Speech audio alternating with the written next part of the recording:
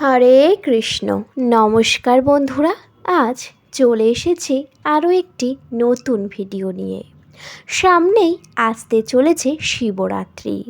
এই শিবরাত্রির দিন বাবা মহাদেবের কাছে নিবেদন করুন এই একটি ফুল। এতে আপনাদের সকল মনস্কামনা পূরণ হবে। আসুন বন্ধুরা, জেনে নেওয়া যাক সেই ফুলটি কী। তার আগে বলি বন্ধুরা, আপনাদের কাছে একটাই অনুরোধ, আপনারা ভিডিওটা পুরো দেখুন, একদমই স্কিপ না করে। আর হ্যাঁ বন্ধুরা, আপনারা যারা যারা আমার চ্যানেলে নতুন, অবশ্যই চ্যানেলটিকে সাবস্ক্রাইব করে আমার পাশে থাকবেন।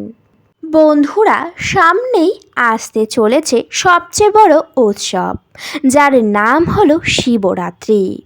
এই শিবরাত্রি কবে পড়েছে চলুন জেনে নেওয়া যাক। সাধারণত ফেব্রুয়ারি বা মার্চ মাসেই শিবরাত্রির তিথি পড়ে। এই বছর 26শে ফেব্রুয়ারি বুধবার পড়েছে মহাশিবরাত্রির তিথি। 26শে ফেব্রুয়ারি সকাল 9:42 থেকে 27শে ফেব্রুয়ারি সকাল 8:31 পর্যন্ত থাকবে শিব চতুর্দশীর তিথি। বন্ধুরা, শিবরাত্রির নিষিদ্ধকাল কখন? শাস্ত্র মতে মহাশিবরাত্রির পুজোর শ্রেষ্ঠ সময় হল নিষিদ্ধকাল। এই তিথিতে 4 প্রহরের পূজা হয়। অনেকে কোনো একটি প্রহর বা 4 প্রহরেই পূজা করে থাকেন। শাস্ত্র মতে মহাশিবরাত্রির তিথিতে সন্ধ্যাবেলায় স্নানের পর শিবের পূজা করা অবশ্যই উচিত। বিশ্বাস অনুযায়ী ব্রত পালনের পূর্ণ ফল লাভের জন্য সূর্যোদয় থেকে শুরু করে চতুর্দশী তিথি অস্ত হওয়া মধ্যকাল সময় পর্যন্ত ব্রত সমাপ্ত করা উচিত। আবার কোনো ধারণা অনুযায়ী চতুর্দশী তিথি সমাপ্ত হয় পর ব্রতভঙ্গ করাই শ্রেয়। বন্ধুরা, সবাই চায় বাবা মহাদেবকে খুব ভালো করে আরাধনা করতে। মহাদেবের আরাধনার সর্বশ্রেষ্ঠ দিন হলো মহাশিবরাত্রি। বিশ্বাস করা হয় এই দিন ভক্তি মনে পূজা করলে শিব ভক্তদের মনোবাঞ্ছা পূরণ হয়। মাঘ মাসের কৃষ্ণপক্ষের চতুর্দশী তিথিতে শিবরাত্রি পালন করা হয়। হিন্দু ধর্মে শিব চতুর্দশীর মাহাত্ম্য অনেক। পূর্ণতিথি শিবের জন্য ব্রত পালন করেন। দিনভর চলে নানান ধর্মীয় রীতি পালন। যজ্ঞের মধ্যে যেমন অশ্বমেধ যজ্ঞ, তীর্থের মধ্যে যেমন গঙ্গা, তেমনি পুরাণ অনুযায়ী ব্রতের সর্বশ্রেষ্ঠ হল শিব চতুর্দশীর ব্রত। তাই শিবরাত্রি ব্রত পালন করলে ধর্ম, অর্থ, কাম, মোক্ষ এই চতুর্বিধ ফল লাভ হয়। শিবরাত্রি কথাটা 2টি শব্দ থেকে এসেছে, শিব ও রাত্রি, যার অর্থ শিবের জন্য রাত্রি। শিবরাত্রির সঙ্গে প্রচলিত আছে নানান কথা। পুরাণ মতে দেবী পার্বতীর সঙ্গে এই দিন দেবাদিদেব মহাদেবের মিলন হয়। আবার শোনা যায় এই দিন থেকেই বিশ্ব ব্রহ্মাণ্ড সৃষ্টি করেছিলেন। সেই জন্য সবাই এই দিনটি শিব চতুর্দশী অর্থাৎ মহাশিবরাত্রি হিসাবে পালন করেন। বন্ধুরা, চলুন এবার জেনে নেওয়া যাক মহাশিবরাত্রির দিন বাবা মহাদেবের কাছে এমন কি ফুল যেটি নিবেদন করলে আপনার উপরে অবশ্যই বাবা মহাদেব প্রসন্ন হবে। সেই কাজ করার জন্য প্রথমেই আপনাদের শিব চতুর্দশী বা শিবরাত্রির দিন অবশ্যই করে আপনারা সকালে, হ্যাঁ বন্ধুরা, একেবারে ঠিকই শুনেছেন, আপনারা চাইলে সকালে এই কাজটি করতে পারেন বা সন্ধ্যাবেলাতে কাজটি করতে পারেন।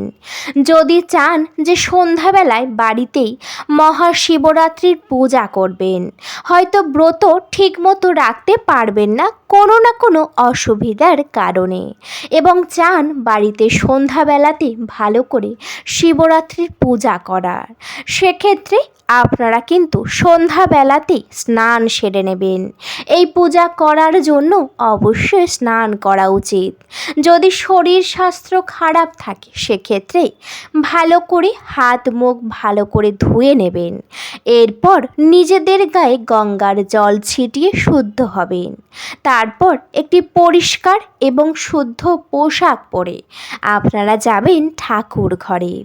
ঠাকুর ঘরে ঢুকেই প্রথম কিন্তু ঠাকুর ঘরটি প্রতিদিনের ন্যায় সুন্দরভাবে পরিষ্কার করে নিতে হবে। প্রত্যেক বাড়িতেই থাকে শিবলিঙ্গ, কোনো বাড়িতে ছোট বা কোনো বাড়িতে বড়। তাহলে প্রথম যে কাজ তা হচ্ছে আপনারা সন্ধ্যাবেলাতে শিবলিঙ্গকে নিয়ে একটি পাত্রর উপরে বসাবেন। এরপর আপনারা কিন্তু দুধ, দই, শর্করা, চিনি এছাড়াও ঘি দিয়ে ভালো করে আপনারা কিন্তু বাবা মহাদেবকে অভিষেক করাবেন। অভিষেক করানোর পর আপনারা স্নান না করিয়ে মহাদেবকে বসিয়ে রাখবেন না। অবশ্যই যখনই অভিষেক করাবেন তারপর গঙ্গার জল বা আপনাদের কাছে যে ধরনের জল রয়েছে সেই জল দিয়ে ভালো করে স্নান করাবেন। হয়তো ভাবছেন কোনো পাত্রর উপরে বাবা মহাদেবকে বসিয়ে রেখেছেন, সেইখানেই আপনারা দুধ বা দই ঢেলে প্রণাম করে চলে আসছেন। এমনটা করলে একেবারেই হবে না। প্রথম কাজ কিন্তু বাবা মহাদেব অর্থাৎ শিবলিঙ্গকে অভিষেক করানোর। যখন অভিষেক করাবেন অবশ্যই করে আপনারা সামনে প্রদীপ ধূপ জেলে তারপর ভক্তি সহকারে অভিষেক করাবেন। বন্ধুরা, তারপর আপনারা কিন্তু গঙ্গার জল দিয়ে পুনরায় সুন্দর করে স্নান করিয়ে দেবেন।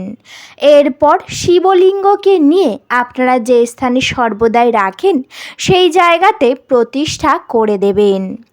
এরপর কিন্তু আপনারা অবশ্যই এই একটি ফুল অবশ্যই নিবেদন করবেন। এই ফুলটি কিন্তু বাবা মহাদেবের অতি প্রিয়।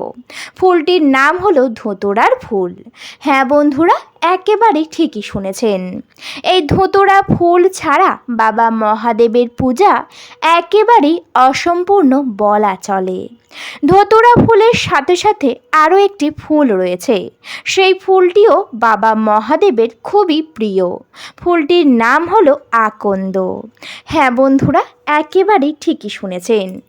আপনাদের বাড়ির কাছে যে ধরনের ফুল রয়েছে এই দুটি ফুলের মধ্যে অবশ্যই বাড়িতে নিয়ে আসবেন। এরপর ভালো করে গঙ্গার জলে ধুয়ে তারপর কিন্তু বাবা মহাদেবের কাছে আপনারা নিবেদন করবেন। নিবেদন করার সময় কিন্তু অবশ্যই ওম নমঃ শিবায় কথাটি 3 বার বলবেন, তারপর সেই ফুলটিকে নিবেদন করবেন। এরপর সন্ধ্যাবেলাতে যেমন প্রত্যেক দিনের ন্যায় আপনারা নিত্য পূজা করেন, ভোগ নিবেদন করেন, ঠিক তেমনভাবেই ভোগ নিবেদন করবেন। তারপর প্রদীপ জেলে ধূপ জেলে বাবা মহাদেব সহ সকল দেবদেবীকে আপনারা আরতি করবেন। সেই আরতির প্রদীপ নিয়ে বাড়ির সবাইয়ের কপালে প্রদীপের তাপ দেবেন। এতে কিন্তু সেই সকল মানুষ অবশ্যই খুব ভালো থাকবে।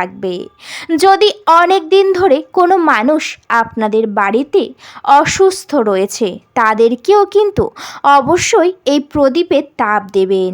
এতে কিন্তু তারা খুব তাড়াতাড়ি সুস্থ হয়ে যাবে, কারণ সেই প্রদীপের তাপে থাকবে বাবা মহাদেবের আশীর্বাদ। এরপর আপনারা শাঁখ কাঁসা ঘণ্টা বাজিয়ে শিবরাত্রির সন্ধ্যাবেলায় বাড়িতে পূজা সম্পূর্ণ করে নেবেন। যারা হয়তো উপবাস বা ব্রত রাখতে পারবেন অবশ্যই নিয়ম মেনে 4 প্রহরে আপনারা পূজা করবেন। আর যারা পারবেন না, খুব সহজেই বাড়িতে বাবা মহাদেবকে পূজা করতে চান, ঠিক এইভাবে পূজার আয়োজন করে নেবেন এবং এই ফুলটি নিবেদন করতে একেবারেই ভুলবেন না। বন্ধুরা, আশা করছি ভিডিওতে আপনাদের পুরোটা বোঝাতে পেরেছি। ভিডিওটি এই পর্যন্ত। ভিডিওটি যদি ভালো লেগে থাকে অবশ্যই ভিডিওতে একটি লাইক করবেন, শেয়ার করবেন এবং বন্ধুরা সাবস্ক্রাইব করে আমার পাশে থাকবেন।